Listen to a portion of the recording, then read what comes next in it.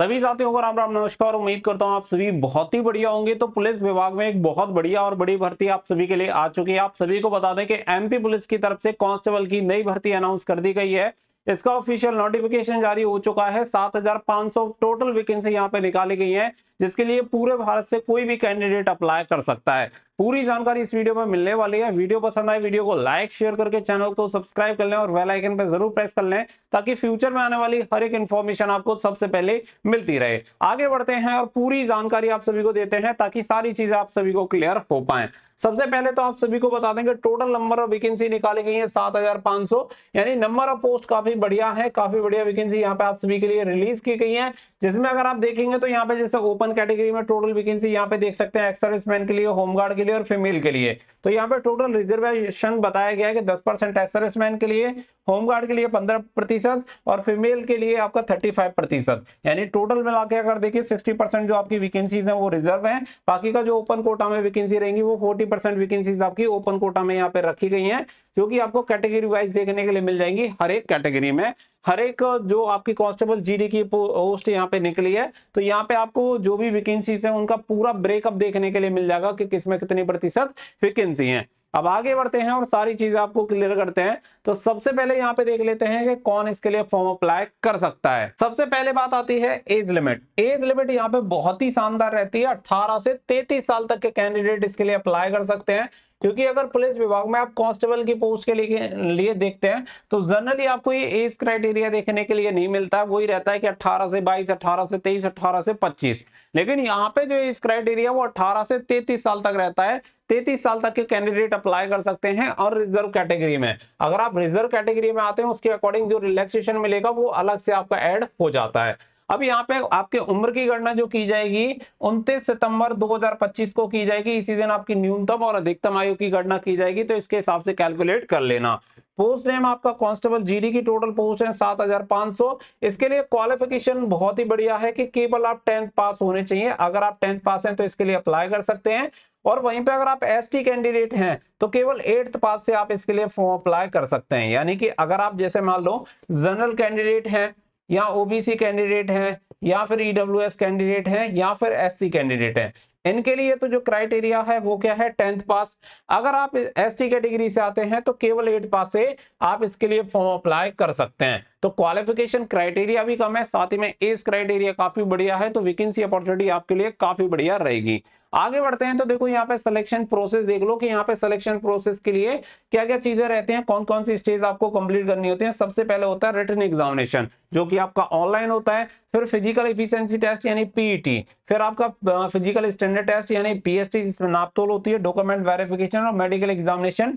Total मिला के 5 stage आप सभी की होती हैं, जिससे होकर आप सभी को गुजरना होता है इसके सिलेक्शन प्रोसेस के लिए। अगर आपको सिलेक्शन चाहिए तो ये सभी स्टेज आपको क्वालिफाई करनी होंगी। आगे अगर हम बात करें सिलेबस की, तो सबसे पहले यहाँ पे हम सिलेबस देख सकते हैं, क्योंकि सबसे पहले आपका रिटन एग्जामिनेशन होगा। तो रिटन एग्जामिनेशन का सिलेबस कुछ इस प्रकार है। सबसे पहले आपका सामान्य ज्ञान एवं तर्क शक्ति से रिलेटेड 40 क्वेश्चन 40 मार्क्स आपको दिए जाते हैं। नंबर सेकंड आपका बौद्धिक क्षमता एवं मानसिक क्षमता से है, 30 क्वेश्चन 30 मार्क्स। और नंबर थर्ड आता है विज्ञान एवं सरल अंकगणित, इसके 30 क्वेश्चन 30 मार्क्स दिए जाते हैं। टोटल मिला के 100 क्वेश्चन के लिए 100 मार्क्स आपको दिए जाएंगे। आगे अगर हम बात करें तो यहाँ पे आप देखेंगे कि आपका जो पीएसटी रहेगा, फिजिकल स्टैंडर्ड टेस्ट, इसमें आपका क्या क्या रहेगा। तो यहाँ पे अगर आप मेल कैंडिडेट हैं जनरल एंड ओबीसी से, तो आपकी लंबाई होनी चाहिए 168 सेंटीमीटर और सीना होना चाहिए 81 से 86 सेंटीमीटर। 5 सेंटीमीटर का फुल आउट कंपलसरी है, न्यूनतम कितना भी हो 80 या 81 से ऊपर, तो आपको 5 सेंटीमीटर का फुल आउट होना ही चाहिए। अगर आप मेल कैंडिडेट हैं एससी एसटी कैटेगरी से, तो 160 सेंटीमीटर लंबाई होनी चाहिए और सीना आपका 76 से 81 सेंटीमीटर सीना होना चाहिए। अगर आप वुमेन कैंडिडेट हैं तो आप किसी भी कैटेगरी से आए, जनरल ओबीसी एससी एसटी किसी से भी, तो आपकी 155 सेंटीमीटर लंबाई होनी चाहिए। चेस्ट एप्लीकेबल नहीं होती है। आगे बढ़ते हैं पीईटी की तरफ। यहाँ पे आ जाते हैं आपकी पीईटी के बारे में, यानी फिजिकल एफिशिएंसी जो टेस्ट होगा, इसके लिए आप सभी देख सकते हैं आरक्षक जीडी उम्मीदवारों के लिए शारीरिक दक्षता परीक्षण में प्रदान किए जाने वाले अंक।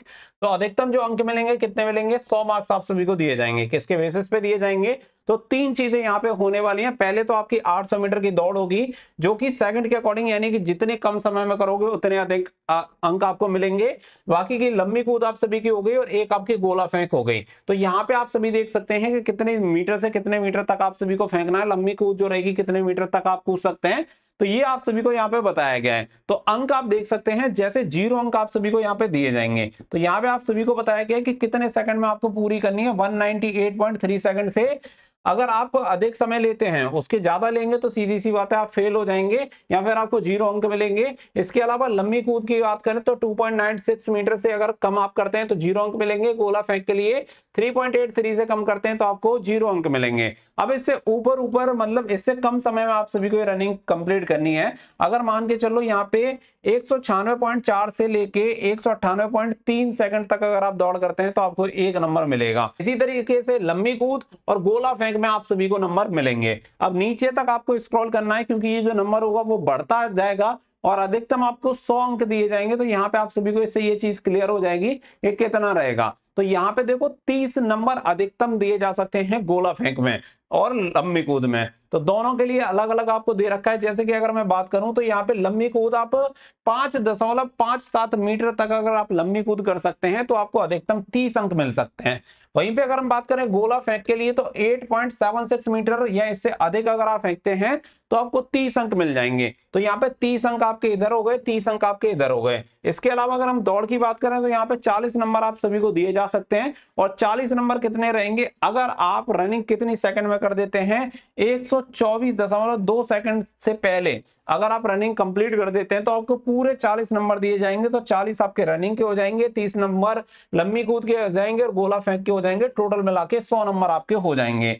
और वजन अगर मैं आप सभी को बता दूं कि जो आपका गोला फेंक रहेगा उसके लिए 7.26 kg वेट रहेगा उसका, ठीक है। अब ये चीज क्लियर हो गई। सेम इसी तरीके से महिलाओं के लिए न्यूनतम आपको यहाँ पे दिया गया है 261.8 सेकंड में आपको 800 मीटर की दूरी तय करनी होगी। मिनिमम आपको 2.4 जो मीटर रहेगा इतनी लंबी कूद करनी होगी और 2.85 मीटर आपको गोला फेंकना होगा। तो ये न्यूनतम क्राइटेरिया है। इससे ऊपर इतने अधिक आपको नंबर चाहिए, उसी के हिसाब से आपको परफॉर्मेंस यहाँ पे देनी होगी, उसी के हिसाब से आपको यहाँ पे नंबर दिए जाएंगे। ये डिटेल्स यहाँ पे आप देख सकते हैं।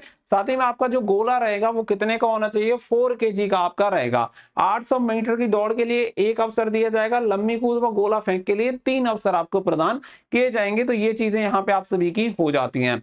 बाकी का जैसे होमगार्ड भूतपूर्व सैनिक हो गए उनके लिए अलग क्राइटेरिया है, तो वो भी यहाँ पे दे दिया गया है जो कि आप चेक कर सकते हैं। इस नोटिफिकेशन में सारी चीजें मेंशन है। मैं वीडियो के डिस्क्रिप्शन में एक लिंक प्रोवाइड करा दूंगा, वहां से जाके पूरा नोटिफिकेशन चेक कर सकते हैं। सारी चीजें आपको देखने के लिए मिल जाएंगी। आगे अगर हम बात करें तो देखो यहाँ पे बात कर लेते हैं इसकी फीस वगैरह के बारे में। जनरल अदर स्टेट के कैंडिडेट 500 रुपए फीस पे करनी होगी। SC ST पी और यहाँ पे EWS OBC और PWD कैंडिडेट 250 रुपए। PWD तो आई थिंक अप्लाई नहीं कर सकते। मोड ऑफ पेमेंट रहेगा आपका केवल ऑनलाइन।